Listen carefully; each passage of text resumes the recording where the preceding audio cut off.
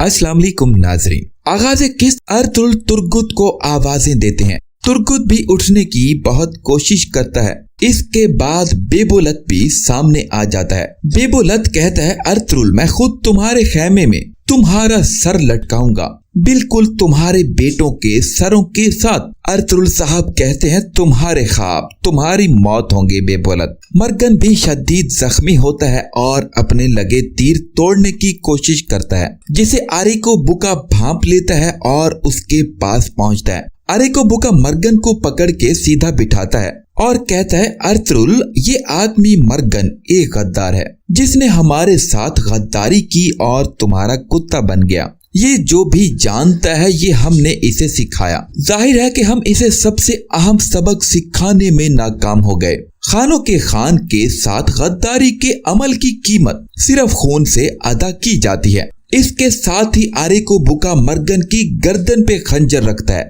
Morgan भी कलमा शहादत पढ़ लेते हैं और खुशी खुशी मौत को गले लगा लेते हैं। मर्गन की मौत के साथ अर्तुल शदीद धाड़ते हैं। तुर्गुत भी आवाजें लगाते हैं, मर्गन मेरे भाई। ये बहुत दर्दनाक मंजर होता है। इसके बाद तुर्गुत साहब हिम्मत करके खड़े हो जाते हैं, लेकिन तुर्गुत को दोबारा घुड़सवार नीचे गिरा देता है। इसके बाद बेबुलत तुर्गुत की जानिब बढ़ता है। अर्तुल बेबुलत को रोकते हैं। तुर्गुत बेबुलत को कहता है कि गद्दार कुत्ते। बेबुलत अपनी तलवार तुर्गुत के पेट में पैवस्त कर देता है। बेबुलत कहता है, ये जख्म तुम्हें तकलीफ दे दे के मार देगा तुर्गुत। ये कह के वो इस तलवार को खींच लेता है। आरिको बुका मुसलसल मुस्कुरा रहा होता है। तुर्गुत भी जख्मों की ताब नहीं ला सकते और कलमा शहादत पढ़ लेते हैं। इसके बाद अर्तुल साहब तुर्गुत का नाम पुकारते हैं और शदीद दर्द में नजर आते हैं। अर्तुल साहब तन्हा रह जाते हैं। बेबुलत अर्तुल साहब के पास आता है और कहता है,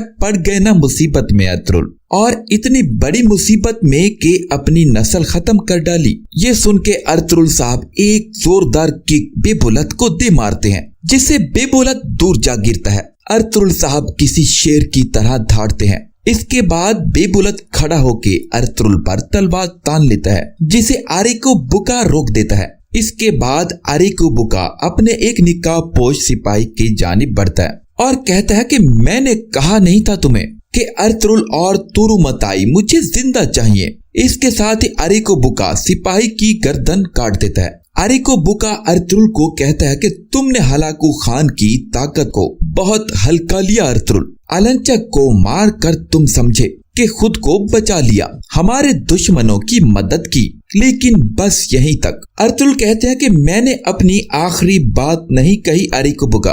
आरिको बुका कहता है कि तुम मेरे लिए आखिरी बात कहोगे।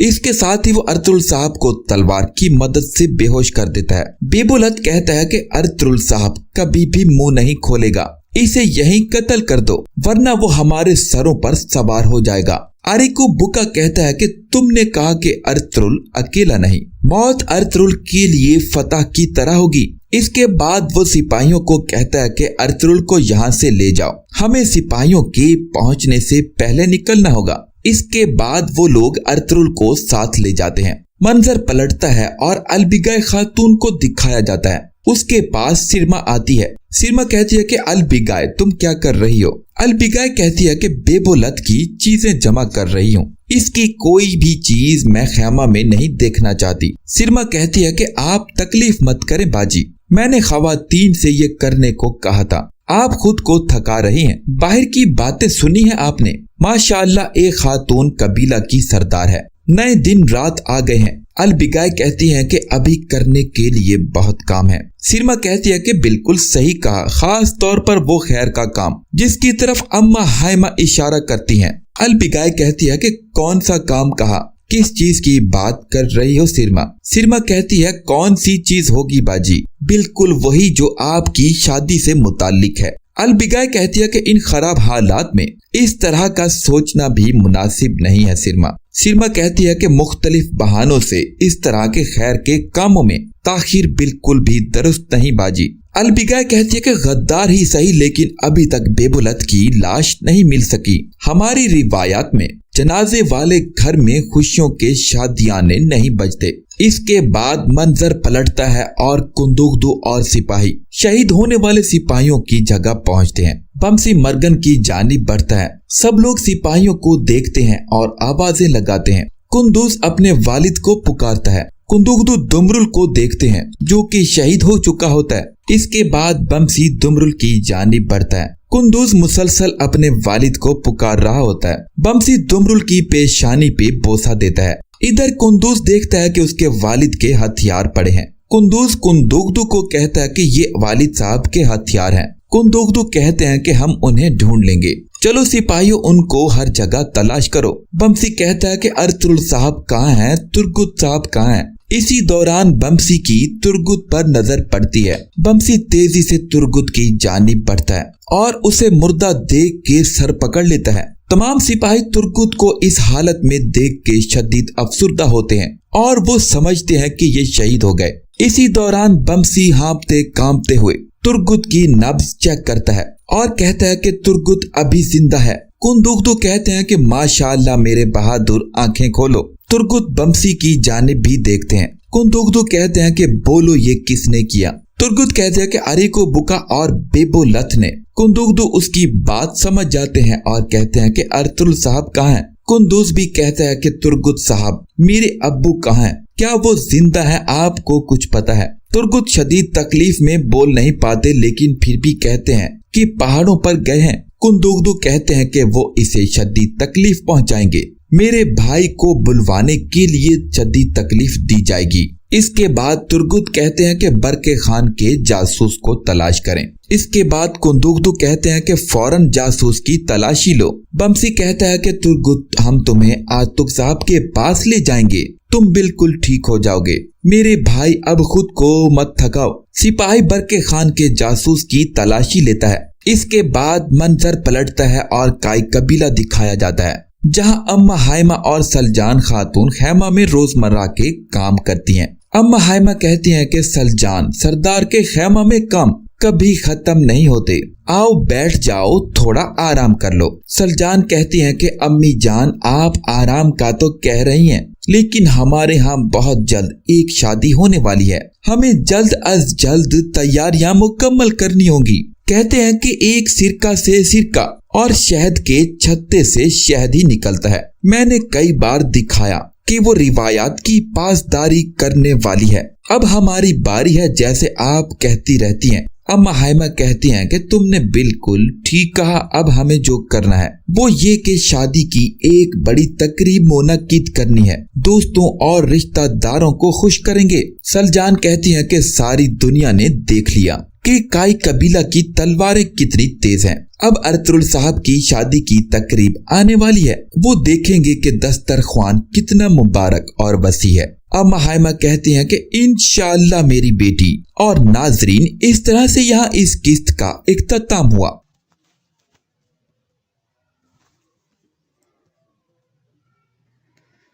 सारे घर की तरह इन दोनों के दरमियान भी वही खामोशी थी जिसने घर का माहौल दरहम बरहम कर दिया था।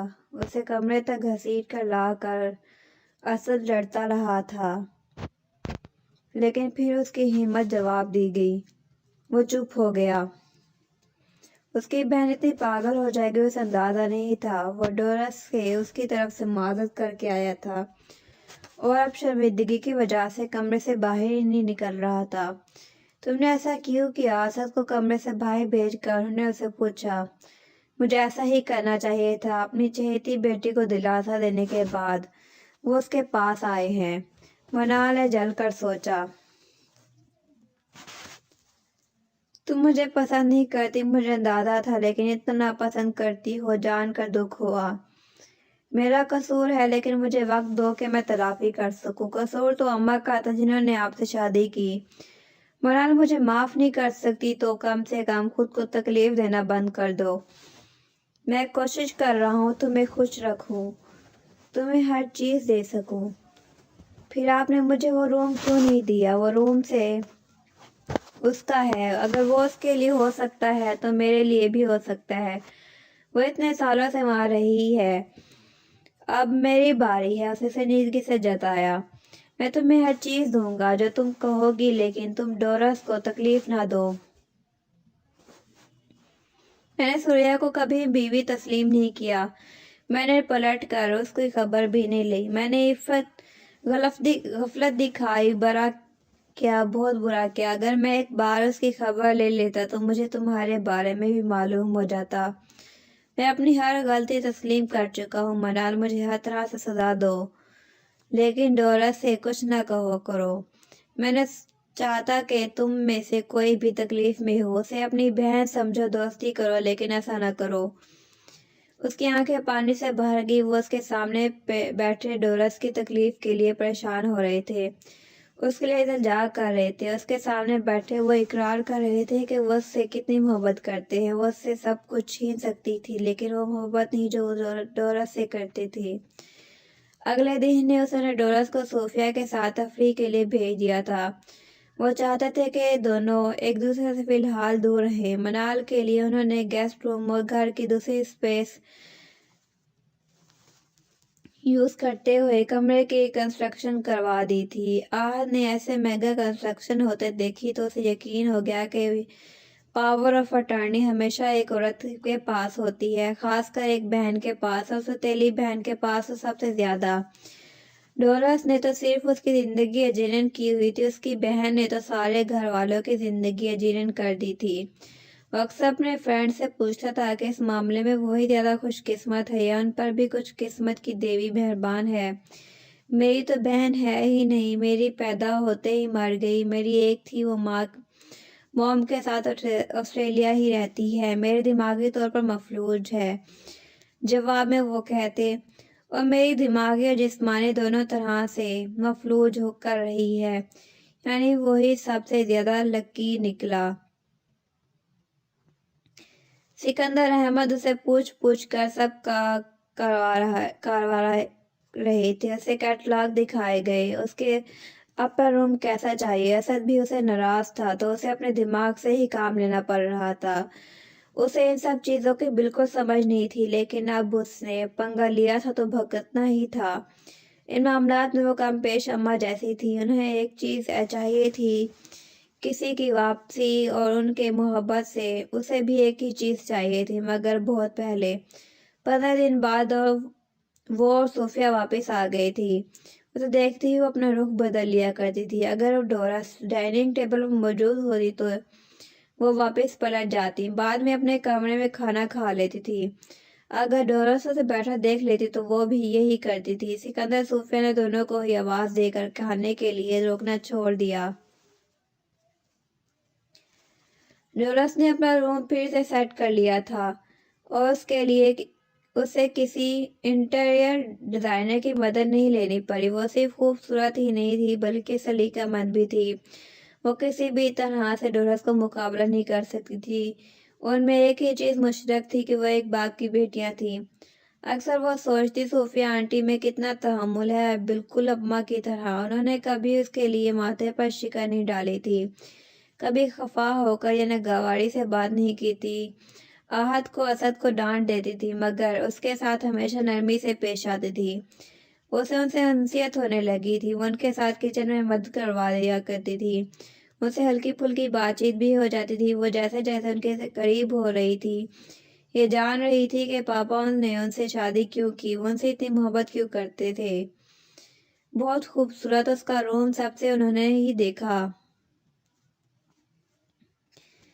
روم انٹیریئر ڈیزائنر ڈیکوریٹ کیا تھا، لیکن ہر چیز میں اس کی پسند شامل تھی۔ گو سے ایسا کوئی تجربہ تھا نہ کوئی خاص معلومات، لیکن کیٹلاگ سامنے تھے اور بر کرتی ڈیزائنر، تو کچھ نہ کچھ اچھا ہو ہی گیا۔ اسے ساتھ لے جا کر انہوں نے شو روم سے کار بھی لے دی تھی۔ شاید وہ نہیں چاہتے تھے کہ روم کی طرح وہ ڈورس کی کار بھی توڑے اور اسے تکلیف دے۔ آہد نے سنا تو اسے معلوم ہوا کہ ہارٹ اٹیک ہونا کسے کہتے ہیں، آسمانی بجلی کیسے گرتی ہے، کنپٹی پر پسٹل سے فائر ہو تو موت کتنی دیر بعد واقع ہوتی ہے۔ ایک عذاب پہلے سے ہی اس کے گھر میں موجود تھی تو ایک اور عذاب کا پاکستان سے امپورٹ ہونا ضروری تھا۔ کیا آپ کو میں نظر نہیں آتا؟ وہ پاپا کے کمرے میں پہنچ گیا۔ آ تو رہے ہو نظر، تم نے پھٹی پرانی گھٹیا سی جینز بلو شرٹ پہنی ہوئی ہے، تمہارے بالوں پر گونڈ ٹائپ کی کوئی چیز چپکی ہوئی ہے، یہ سب نظر آ رہا ہے لیکن بیٹے کے دل کا حال نہیں دکھائی دے رہا۔ ساری دنیا کی اچھی کاروں پر آپ کی بیٹیوں کا حق ہے، ساری دنیا کی محرومی پر آپ اس بیٹے کا عہد کا حق ہے۔ آپ رات کو چین سے سو کیسے جاتے ہیں؟ جیسے تم چھپ چھپ کر سگریٹ پی کر چین سے سو جاتے ہو۔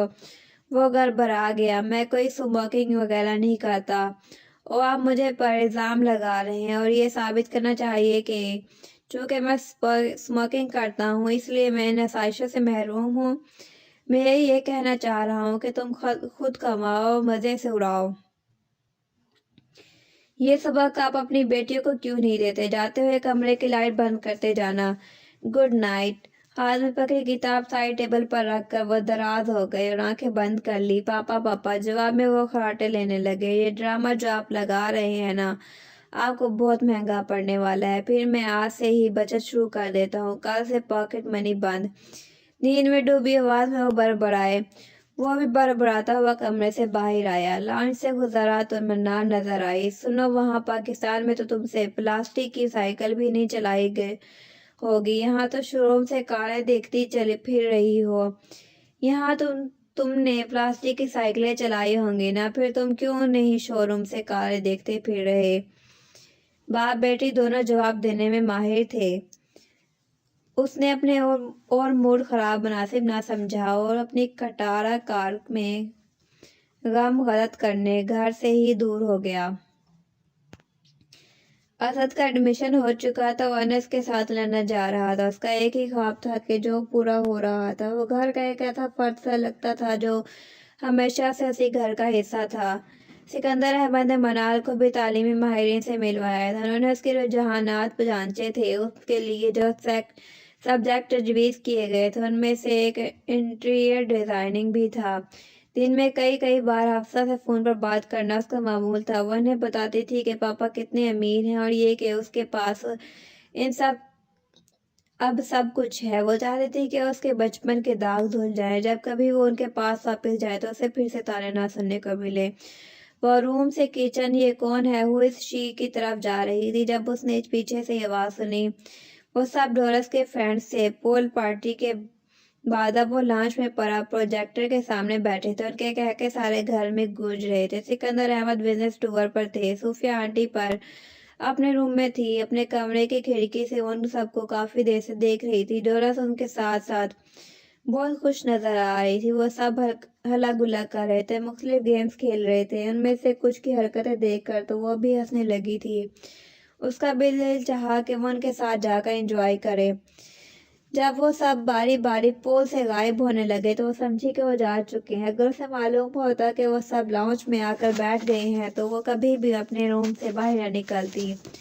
انہیں دیکھتے ہی وہ کچھ اس طرح احساس کمتری کا شکار ہو گئی کہ ان کے قریب جانے کی غلطی نہیں کر سکتی تھی۔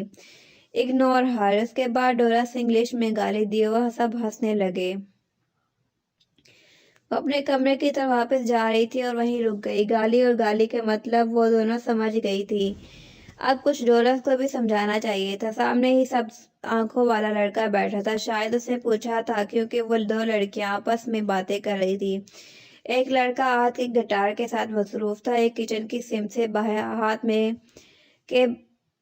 کین لیے آ رہا تھا۔ "میں بتاؤں میں کون ہوں؟" اس نے ڈورس کے پیچھے اور سب کے سامنے کھڑے ہو کر بلند آواز سے کہا۔ ڈورس اپنے موبائل کے ساتھ مصروف تھی۔ اس نے یکدم سر اٹھا کر اسے دیکھا۔ اس کی آنکھوں سے چنگاریاں نکلنے لگیں کہ دفعہ ہو جاؤ یہاں سے، میں مسٹر سکندر کی دوسری بیوی کی بیٹی ہوں۔ اس کے پاپا میرے ماں کو پاکستان میں چھوڑ کر یہاں بھاگ آئے تھے تاکہ ہم بھوکے مر جائیں۔ Shut up! جتنی زور سے وہ چلا سکتی تھی اس نے چلا کر کہا، دفعہ ہو جاؤ یہاں سے۔ وہ سب باری باری دونوں کو دیکھ رہے تھے۔ ان کی خوش گپیوں کا سلسلہ ختم ہو چکا تھا۔ اطمینان سے چلتی وہ اپنے کمرے میں آ گئی۔ اندر سے وہ کانپ رہی تھی۔ اس کے کانوں میں ڈورس کی گالی گونج رہی تھی۔ کچھ ہی دیر بعد وہ ابھی سے اس کے روم میں موجود تھی۔ "تم نے میرے فرینڈ کے سامنے پاپا کی بے عزتی کی۔ تم چاہتی ہو میں تمہیں پاپا کی بیٹی کی حیثیت سے لوگوں سے متعارف کرواؤں جبکہ پاپا کی صرف ایک بیٹی ہے ڈورس۔" حد تک سے منال کا چہرہ سرخ ہو گیا۔ وہ ٹھیک کہہ رہی تھی، صرف وہی ان کی بیٹی تھی۔ چیزوں کے مل جانے سے دلوں میں گھر نہیں مل جاتا۔ آج تم یہاں ہو کل نہیں ہوگے، تم مجھے یہاں سے نہیں نکال دو گی۔ بالکل نہیں, तुम खुद ये घर छोड़कर जाओगी, ये कहकर वो चली गई. वो ये बात कह सकती थी, वो पापा की लाडली थी, उन दोनों की मोहब्बत मिसाली थी. अक्सर इन्हें डोरस ही ऑफिस से पिक करती थी. अगर वो घर होती तो लाउंज में बैठकर उनका इंतजार कर रही होती थी. दोनों घर आते ही एक दूसरे का पूछते थे. पापा को घर आते ही डोरस देखने को मिलनी चाहिए थी बस. दोनों डिनर और लंच के लिए अक्सर घर से बाहर जाते रहते थे. वह पापा के साथ बिजनेस पार्टीज में जाती थी. सिकंदर अहमद के एक लीडर ब्रांडेड का नाम डोरस था. डोरस इसमें उनकी जान थी. उसने हमेशा पापा को लौट आने के ख्वाब देखे थे.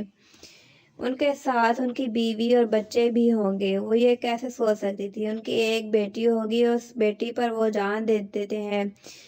ये बदनुमा हकीकत किसी बदसूरत ख्वाब में भी नजर नहीं आई थी. लेकिन ये सच था कि वो इस दुनिया में किसी और के नाज नखरे उठाने में मसरूफ थे और वो उसके लिए रोने में. कैसा लगता है जब एक ही रिश्ते के साथ दो लोग दो मुख्तलिफ जिंदगी गुजारने. माजी अजाब लगता है. यूनिवर्सिटी के पहले दिन सबसे पहले तक वो ड्राइविंग सीख चुकी थी. लेकिन मसला ये था कि कार तो आ गई थी, इसमें एतमाद नहीं आया था. उसका बाप अमीर था, वो भी अमीर हो गई थी, लेकिन दिल से अभी भी वो गरीब थी. बेचारी सी लड़की थी जो लंडे से स्वेटर सेल से जूते लेकर पहनती थी, जो 1000-1500 लेकर ईद की शॉपिंग के लिए जाती थी और सारे बाजार में सस्ती चीजें ढूंढती सुबह से शाम कर देती थी. वही लड़की थी जिसके बैग में से कभी 50-60 रुपए और 3-4 सिक्कों से ज्यादा कुछ नहीं निकला. जिसे 7वीं क्लास में 10 रुपए हफ्ते की कमेटी डाली थी ताकि साल खत्म होने पर जब कमेटी उसके हाथ में आए तो वह 8वीं क्लास में वो बैग ले सके जो उसके क्लास फेलो जोहा के पास थी. फिर उसके घर में आकर वो तनहा हो गई थी. वहाँ मामू का घर भरा पड़ा था. 10-15 दिन में खाला और उनके बच्चे आ जाते थे. हफ्सा और वो सुबह शाम एक दूसरे के साथ होती थी. मेलाद में जाना, इतवार बाजार से हफ्ते भर की सब्जी वगैरह लाना, मोहल्ले की सहेलियों के घर आना जाना, और नहीं तो इन्हें अहमद की बाइक पर बैठकर चाट खाने चले जाना. उसके पास एक असद था और वो भी लंदन चला गया था. वो रोज मामू वगैरह से बात करती थी लेकिन फिर भी तन्हाई से घेरे रखती थी. वो पापा से लड़ती, डोरस का जीना हराम किए रखती तो उसकी दासी और बढ़ जाती थी.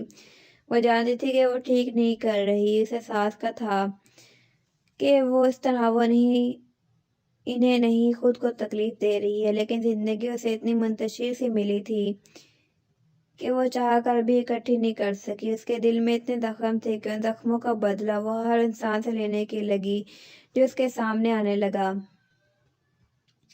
सिकंदर ने आहत को डांट कर फिर उस घर में आकर वो तन्हा हो गई थी.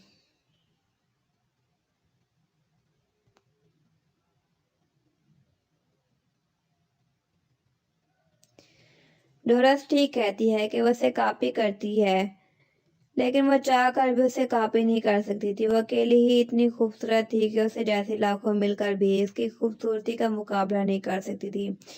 उसका बैठना उठना, बात करना, चलना रुकना, गुस्सा करना तक स्टाइलिश था. वो फैशन के हर ट्रेंड को सेट करती थी. शुरू में उसे लगता था कि वहाँ रहने वाली हर लड़की डोरस जैसी होगी, लेकिन जब वो घर से बाहर जाने लगी तो उसे एहसास हुआ कि हर लड़की डोरस जैसी नहीं होती. वो दिन में 10 बार भी कार लेकर निकलती थी तो हॉर्न पर 10 सेकंड तक हाथ रखना नहीं भूलती थी. कार का टायर चिरा चिरा कर झटके से स्टार्ट करती. दुनिया को अपने जूते की नोक से मसलती थी. वो घर में होती या घर से बाहर जाती, खबर लेती कि डोरस आ चुकी है, डोरस जा रही है. सोफिया के साथ वो कई बार मार्केट गई थी, शॉपिंग भी करती थी. वो जो भी चाहे ले सकती थी, लेकिन क्या पाकिस्तान में वो सूट लेकर उस पर लेस लगवा कर पहन लिया करती थी. बहुत हुआ तो कभी रेडीमेड सूट ले लिया. पाकिस्तान से आते हुए भी उसने कोई खरीदारी नहीं की थी. सूफिया आंटी यहाँ से जो कुछ भी लेकर दे रही थी वही कुछ ले रही थी. उसने अपने कपड़ों की कोई समझ नहीं थी. घर वापस आकर जब वो इन ड्रेसेस को चेक करती तो अक्सर तो समझ ही नहीं आती थी कि फलां टाइप के सामने वाली साइड कौन सी है और पीछे वाली कौन सी. कुछ जूते उसने सोफिया आंटी के कहने पर ले तो लिए थे, लेकिन जब इन्हें कमरे में पहन कर देखा तो उनसे दुनिया हिलती हुई नजर आई. उसे चला ही नहीं जा रहा था. सोफिया आंटी ने उसे शायद डोरस की स्टैंडर्ड की शॉपिंग करवा दी थी. यूनिवर्सिटी के पहले दिन सिकंदर अहमद उसे छोड़ने आए थे। उन्होंने उसे फूल और गिफ्ट भी दिए थे जो उसने लाताल्लुकी से एक तरफ रख दिए थे।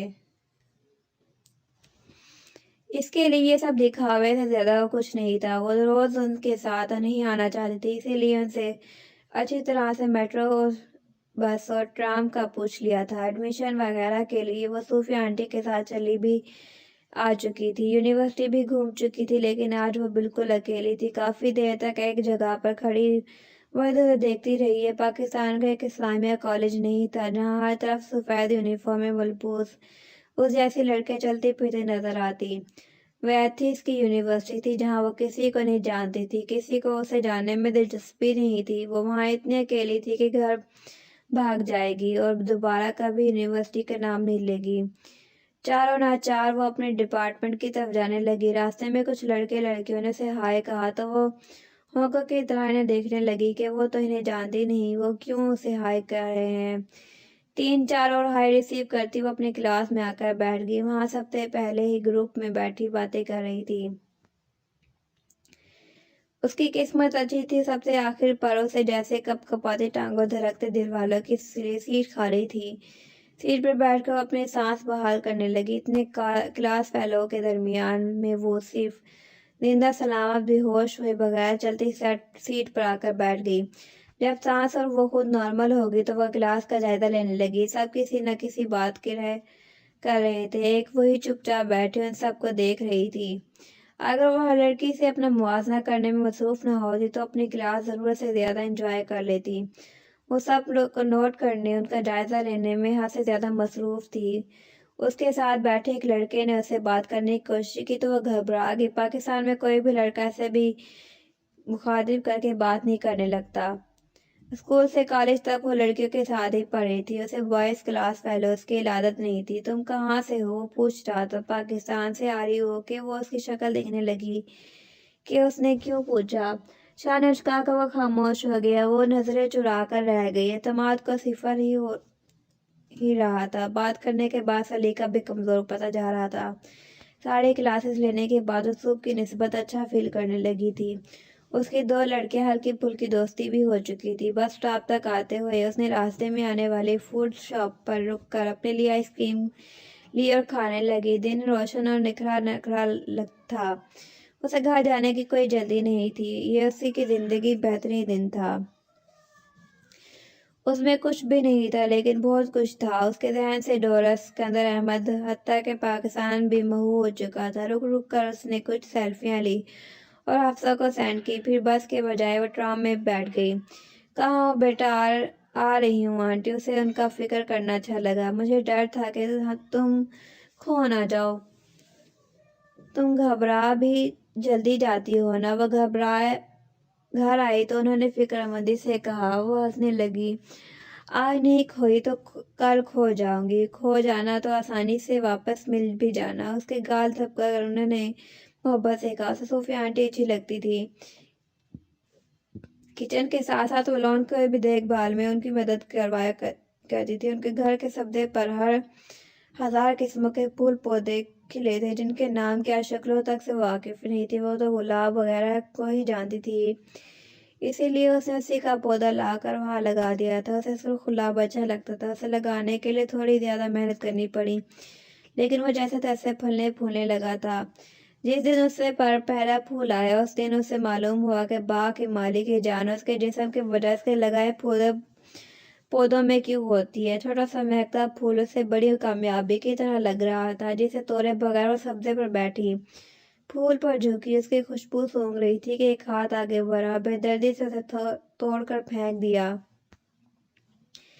ये डोरस थी। उसने फूल पर ही बस नहीं किया था, छोटा सा पौधा भी जड़ से उखाड़ कर फेंक दिया था। अब इंजॉय करो। पैंट की जेबों में हाथ देकर उसने आंखों से फूल की तरफ इशारा किया। तुम्हें मालूम है ना तुम क्या क्या?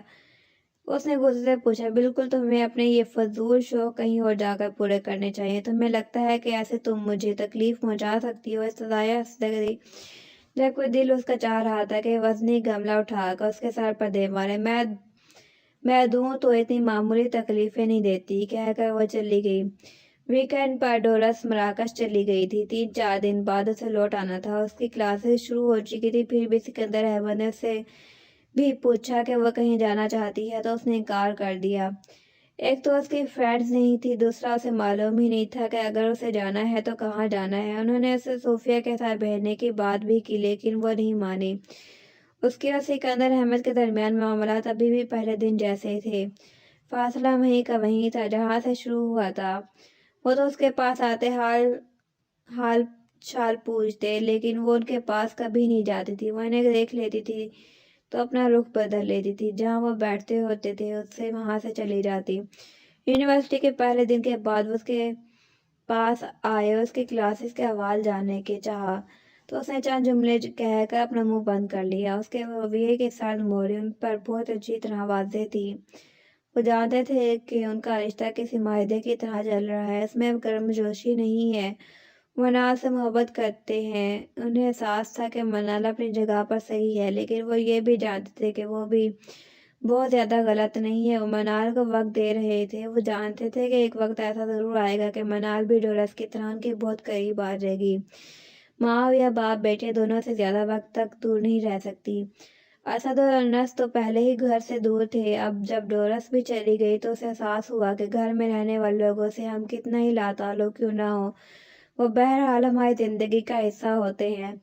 احد ویسے ہی زیادہ وقت گھر سے غائب رہتا تھا، لیکن جو سناٹا ڈورس کے جانے سے ہوا وہ ان 3 لوگوں کی غیر موجودگی سے بھی نہیں ہوا تھا۔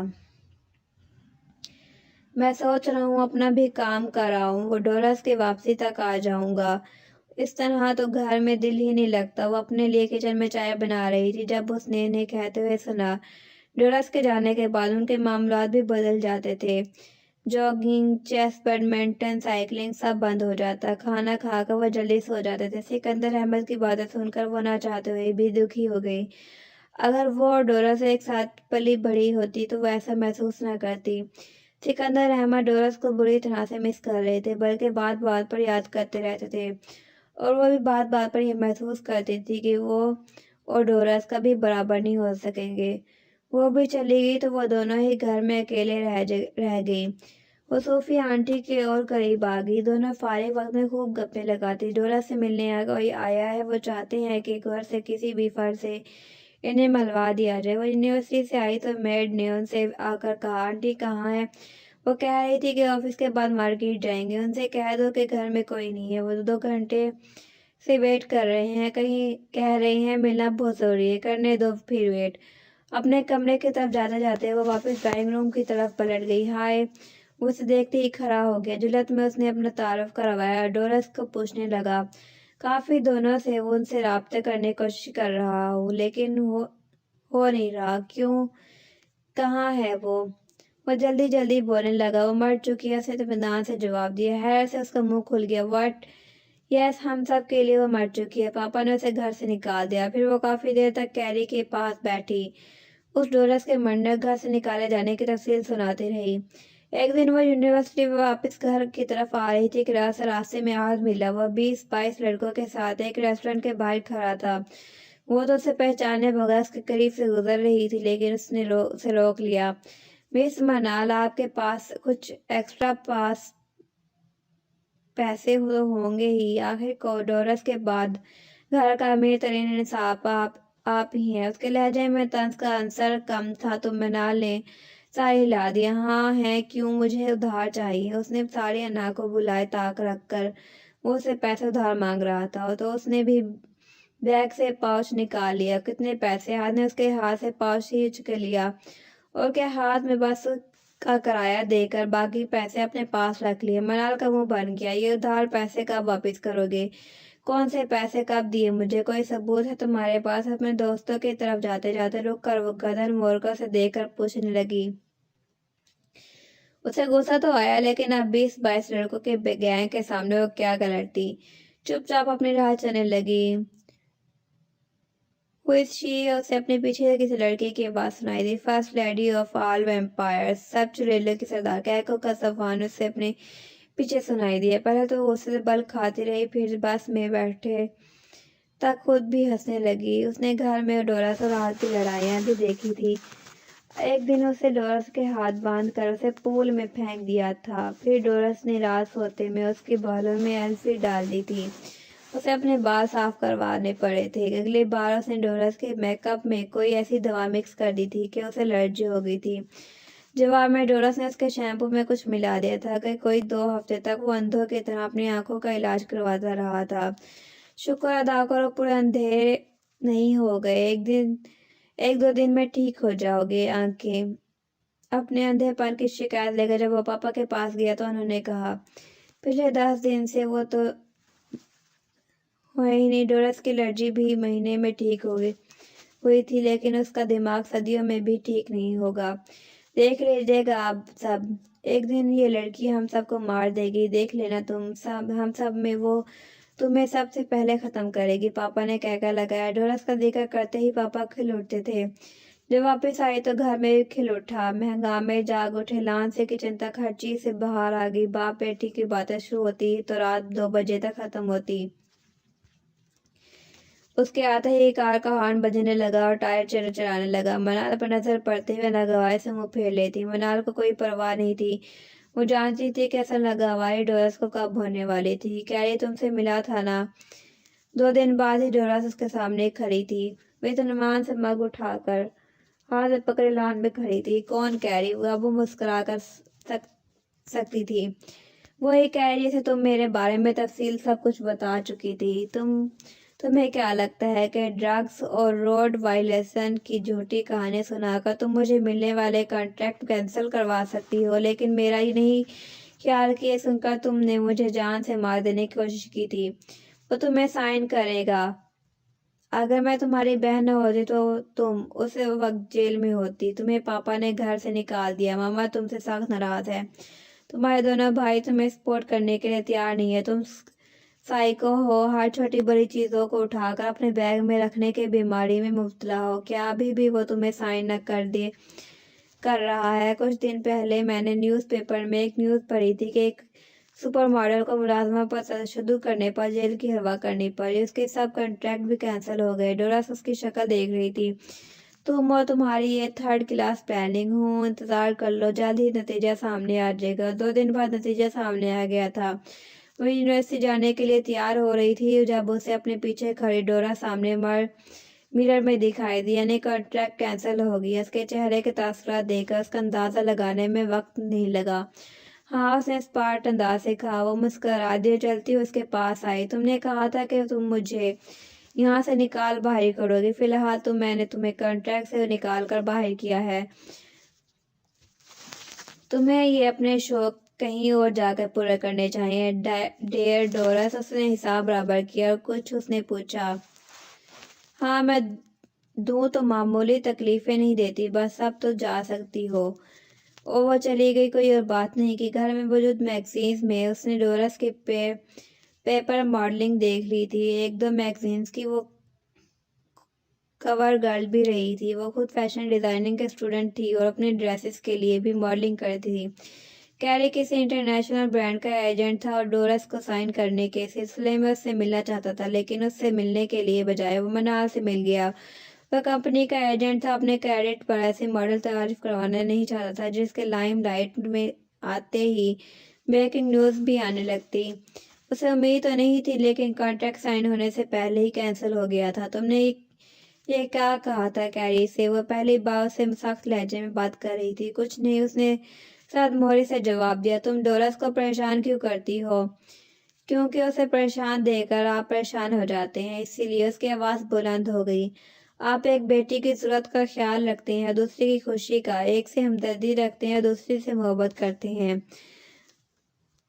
آپ اسے تکلیف پر بلبلا اٹھتے ہیں، اس کے لیے اداس ہوتے ہیں، اور وہ گھر میں نہیں ہوتی تو آپ بھی گھر رہنا نہیں چاہتے، اس کی پرواہ کرتے ہیں تو مجھ سے آ کر سوال کرتے ہیں۔ وہ تیز بولتی جا رہی تھی، آنکھیں نم ہو گئی۔ تم غلط سمجھ رہی ہو بیٹا، اس کے لیے یہ کنٹریکٹ بہت اہم تھا، تمہیں ایسا نہیں کرنا چاہیے تھا۔ کرنا تو اسے بھی ایسا کچھ نہیں چاہیے تھا، لیکن میں اس کی شکایت لے کر آپ کے پاس تو نہیں آئی، کیونکہ جانتی ہوں کہ وہ آپ کے دل میں رہتی ہے اور میں آپ کے گھر میں۔ آپ نے مجھے اس کے جیسا روم دیا، اس کے جیسی کار، جتنے پیسے اسے دیتے ہیں اتنے مجھے دیے، صرف اس کے لیے میں اسے تکلیف نہ دوں، مجھے ہر چیز اس کی وجہ سے دی جا رہی ہے، اتنے پیاری ہے کہ آپ کو اتنی بھی بری لگتی ہے مجھے۔ تم ہر چیز کو غلط رنگ دے رہی ہو منال، ایسا کچھ نہیں ہے، میری زندگی کا اینگل ہی غلط رہا ہے۔ ماموں کو پاپا سمجھتی رہی تھی، اب اپنے پاپا کو ڈورس کے پاپا سمجھتی ہوں، میں ہمیشہ غلط رہی ہوں، عادت ہے مجھے۔ نم آنکھوں سے اس نے پوچھ لیا سو آج وہ کچھ لیٹ ہو گئی تھی، اس نے تقریباً بھاگتے ہوئے کلاس کی طرف جا رہی تھی کہ کسی اس سے بری طرح سے ٹکرائی، ایک ساتھ بہت کچھ گرنے کی آواز آئی، یعنی اتنا کچھ گرنے کی آواز ہے کہ اس نے گردن موڑ کر پیچھے دیکھا، رکنا چاہا لیکن پھر بھی رکی نہیں اور اپنی کلاس کی طرف جانے لگی۔ مس 100 میٹر ریس کا ریکارڈ بعد میں برابر کر لینا، پہلے ذرا پیچھے پلٹ کر یہ میڈل سمیٹ لو۔ غصیلی آواز آئی تو اسے رکنا پڑا، جلدی سے پلٹ کر پیچھے آئی تو وہاں اتنا کچھ بکھرا ہوا تھا کہ وہ دیکھ کر حیران رہ گئی۔ یہ صرف تمہارے گھر کا سامان ہے یا پڑوسیوں کا بھی کچھ شامل ہے؟ بے ساختہ وہ طنز کر گئی اور کتابیں کاغذ جیکٹ فائل سمیٹ اسے دینے لگی، پین ہینڈ فری سب کچھ اس کے سمیٹ کر لی۔ تمہیں شرمندہ ہونا چاہیے تھا، نہ کہ طنز کرنا چاہیے۔ وہ جانے لگی تو اس نے کہا آئی ایم سوری، میں شرمندہ ہوں، اب میں جاؤں؟ وہ ذرا دور دیکھو، وہاں ایک کافی مگ بھی گرا نظر آ رہا ہے۔ اس نے ذرا دور دیکھا، ایک ڈسپوزیبل مگ وہاں لڑک تو رہا تھا، جیسا نظر آ رہا ہے وہ اب خالی ہو چکا ہے، اسے بھر کر لا دو۔ کس سے؟ پانی سے؟ دیکھو میں جلدی میں ہوں، کلاس میں لیٹ ہو رہی ہوں۔ اس یونیورسٹی میں اس وقت میں صرف تمہاری کلاس ہی نہیں ہوتی، ہماری بھی ہوتی ہے، میں سویپر نہیں ہوں یہاں کا، میں کلاس کے بعد کافی دے دوں گی۔ یعنی تمہیں لگتا ہے کہ میں اتنا بے وقوف ہوں کہ اس نے غصے سے جیب سے پیسے نکال کر اس کے سامنے لہرائے، تو یہ لو کافی کے پیسے، ویسے شکل سے تم ایسے کوئی بھکاری نہیں لگتے۔ دونوں ہاتھوں میں اپنے گھر کا اور کچھ پڑوسیوں کا سامان سمیٹ کر کھڑا وہ ہنس دیا۔ اوکے، کلاس کے بعد یہی کافی لے کر آ جانا۔ وہ سر ہلا کر تیزی سے آگے بڑھ گیا، پھر کلاس کے بعد کافی لی اور اس کا انتظار کرنے لگی۔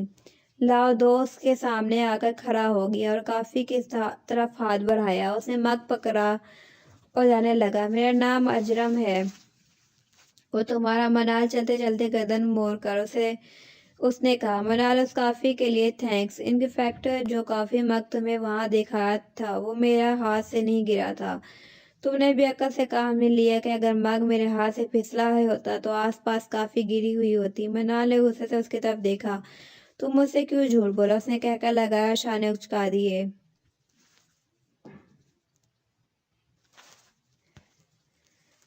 منال کی جان جل کر رہ گئی، کیا ہوا؟ تم اتنی سہم کیوں گئی ہو؟ کیا گم ہو گئی ہو یا ہونے کا ارادہ ہے؟ ایسے سہمی ہوئی مجھے دیکھے جا رہی ہو جیسے میں توپ کا کوئی گولا ہوں۔ اپنی مسکراہٹ چھپانے کی کوشش بھی نہیں کر رہا تھا۔ منال کو یہ رنج کھائے جا رہا تھا کہ وہ ہر بار کتنی آسانی سے بدھو بن جاتی ہے۔